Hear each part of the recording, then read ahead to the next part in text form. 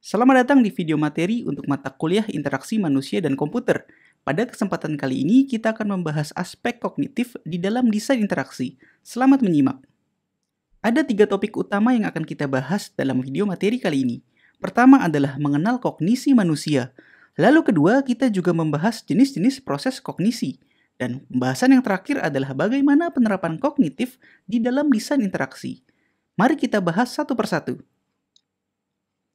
Karena tema besar pembahasannya adalah kognisi, maka tentu kita perlu memahami terlebih dahulu apa yang dimaksud dengan kognisi di sini. Jika kita lihat definisi kognisi dari Kamus Besar Bahasa Indonesia, kognisi memiliki 3 makna. Pertama, kognisi didefinisikan sebagai kegiatan atau proses memperoleh pengetahuan atau usaha untuk mengenali sesuatu melalui pengalaman sendiri. Lalu definisi yang kedua adalah proses pengenalan dan penafsiran lingkungan oleh seseorang. Dan definisi yang ketiga adalah hasil pemerolehan pengetahuan. Dari 3 definisi tersebut, kata kunci yang bisa kita garis bawahi tentang kognisi adalah proses dan mendapatkan pengetahuan. Definisi yang digunakan dalam kelas ini tidak jauh berbeda, yaitu sebuah proses mental atau psikologis yang terjadi ketika seseorang memahami atau mempelajari sesuatu. Yang dimaksud dengan proses mental di sini adalah proses yang berada di dalam pikiran manusia, artinya tidak terlihat secara fisik, namun ada. Yang berkaitan dengan proses mental di sini adalah mental model yang merupakan konsep penting di dalam interaksi manusia dan komputer. Istilah kognisi lebih populer di bidang ilmu psikologi. Lalu apa pentingnya mengetahui teori tentang kognisi bagi desain interaksi? Kita tahu bahwa tujuan dari desain interaksi salah satunya adalah menghasilkan aplikasi yang mudah untuk dipelajari dan mudah untuk digunakan. Mengetahui bagaimana pengguna belajar, yang dalam hal ini adalah manusia, tentu memudahkan kita untuk mencapai tujuan tersebut. Dan disitulah peran dari aspek kognitif untuk desain interaksi. Proses kognisi dapat terjadi dalam berbagai bentuk. Ada 5 jenis utama proses kognisi yang kaitannya sangat erat dengan desain interaksi. Jenis-jenis proses kognisi tersebut antara lain adalah atensi, persepsi, memori, literasi, dan metakognisi.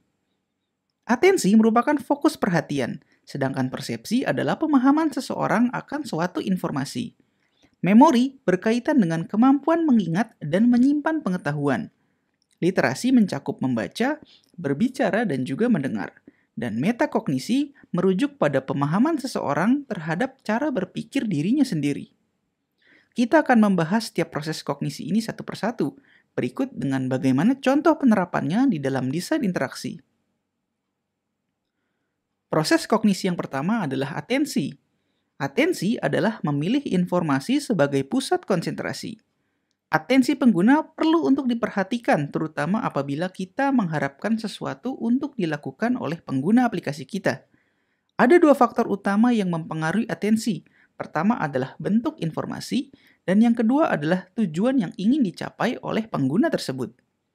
Jika seseorang sudah mengetahui dengan jelas apa yang ingin dicapainya, maka ia cenderung akan lebih cepat dalam menelusuri dan memilih informasi yang relevan untuk mencapai tujuannya itu. Misalkan kita baru saja tiba di bandara dan ingin bergegas menuju terminal keberangkatan. Biasanya kita akan lebih cepat untuk menelusuri informasi di dalam bandara tersebut dan memilih mana yang relevan untuk menunjukkan jalan ke terminal keberangkatan. Misalnya, informasi tersebut tersedia dalam bentuk papan petunjuk jalan. Sekarang, coba bandingkan jika orang tersebut tiba 2 jam lebih awal di bandara dan tidak tahu ingin melakukan apa selama menunggu. Mungkin saja dia memperhatikan setiap informasi yang dilihatnya, seperti toko souvenir, tempat makan, atau papan pengumuman. Namun yang pasti, akan lebih lama untuk mendapatkan fokus yang menjadi pusat perhatiannya. Setiap orang memiliki kemampuan untuk dapat fokus yang berbeda-beda. Sebagian harus benar-benar fokus dan tidak terganggu oleh sekitarnya. Namun sebagian lagi bisa jadi adalah multitasker yang biasa mengerjakan beberapa aktivitas sekaligus. Terkait multitasker, kita perlu pahami bahwa multitasker tingkat berat sangat mudah untuk terdistraksi dan sulit untuk menyeleksi informasi. Sebagai desainer, kita perlu merancang antarmuka yang meminimalisir terjadinya distraksi ketika pengguna belum tuntas menyelesaikan suatu proses tertentu yang dilakukan di dalam aplikasi kita.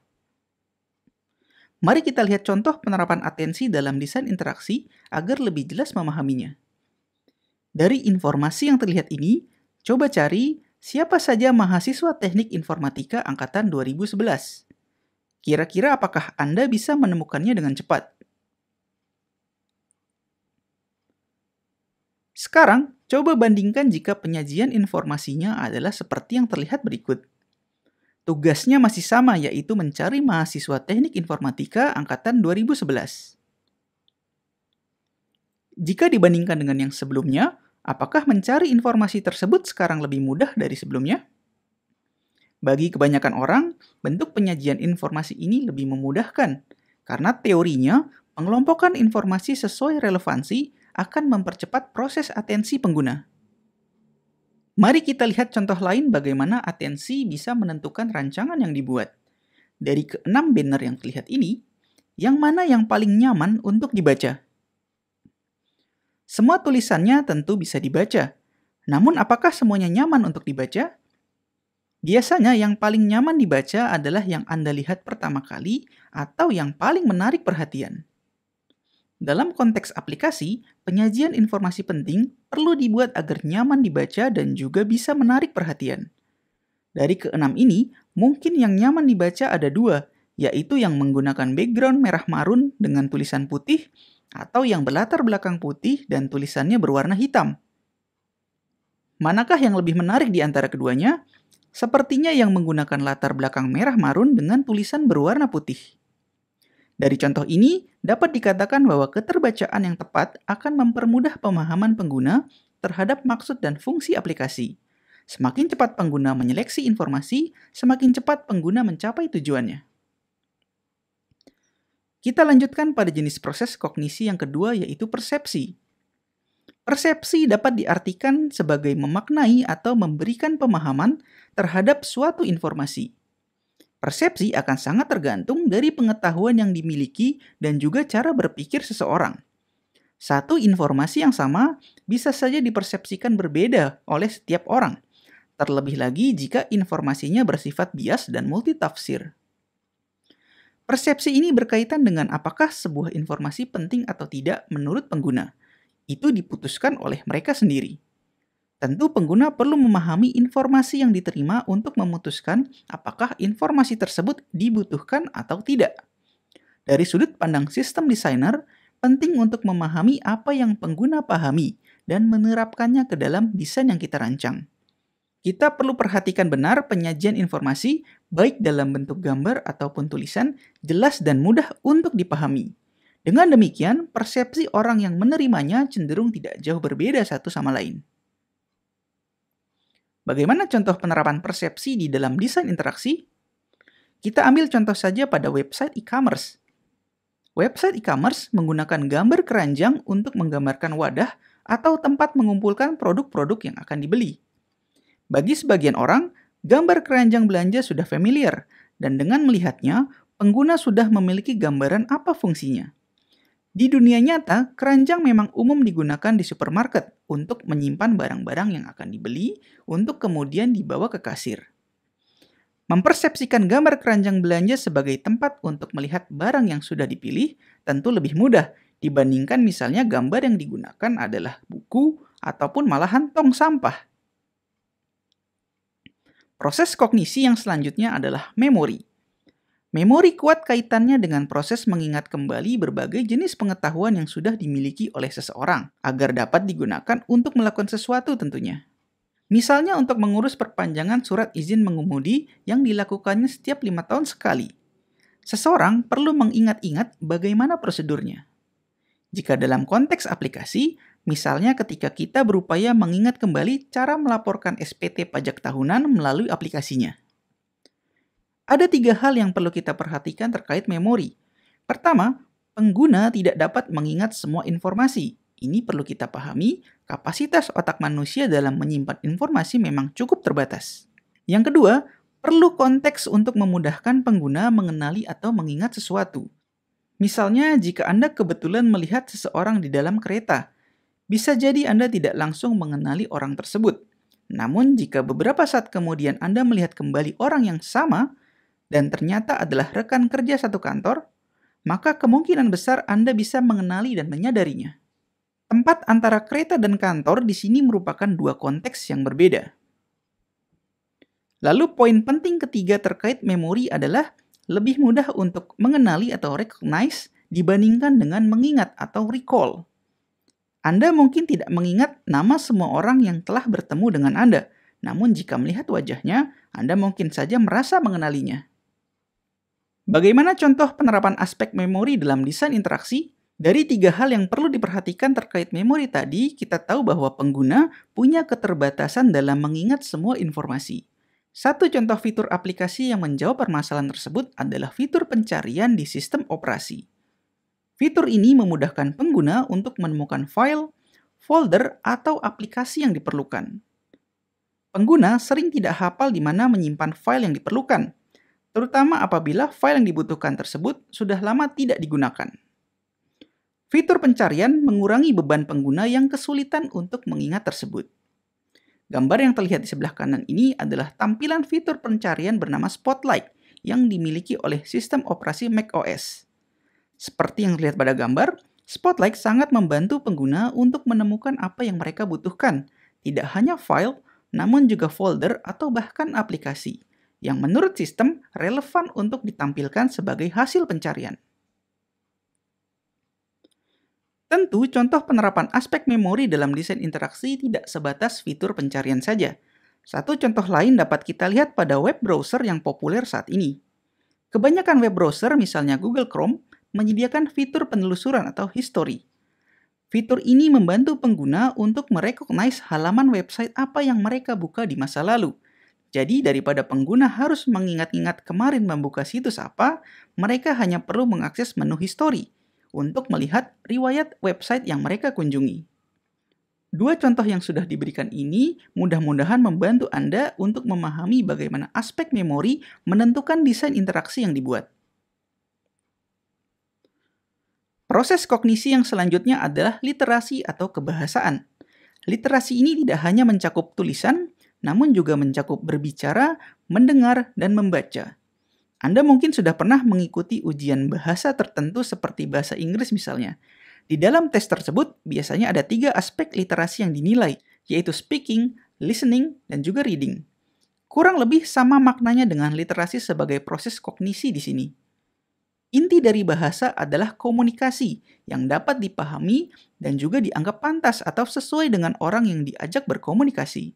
Dalam aplikasi yang penyajian informasinya didominasi oleh teks, penerapan aspek literasi ini sangatlah penting. Misalnya, kita perlu menyesuaikan gaya bahasa atau gaya penulisan dengan karakteristik pengguna. Menulis konten untuk anak-anak remaja berusia 10 hingga 15 tahun tentu berbeda dengan konten untuk orang lansia.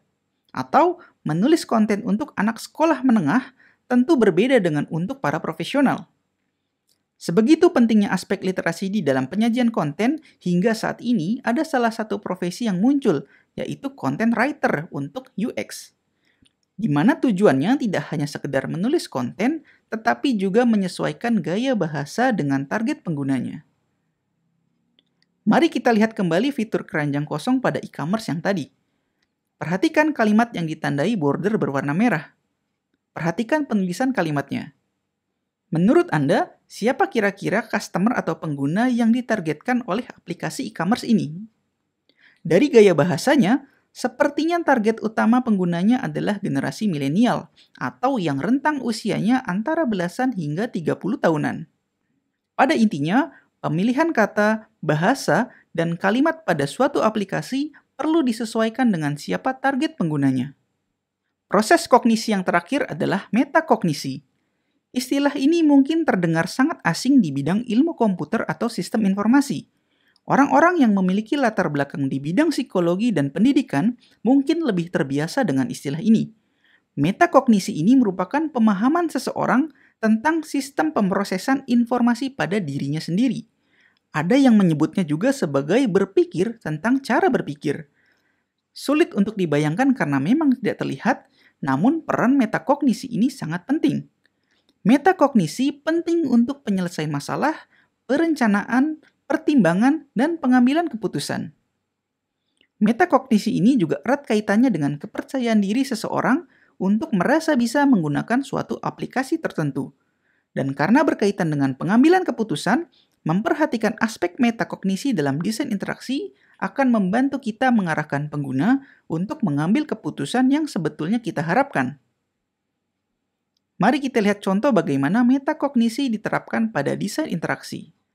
Kita lihat lagi fitur keranjang kosong pada aplikasi e-commerce sebelumnya.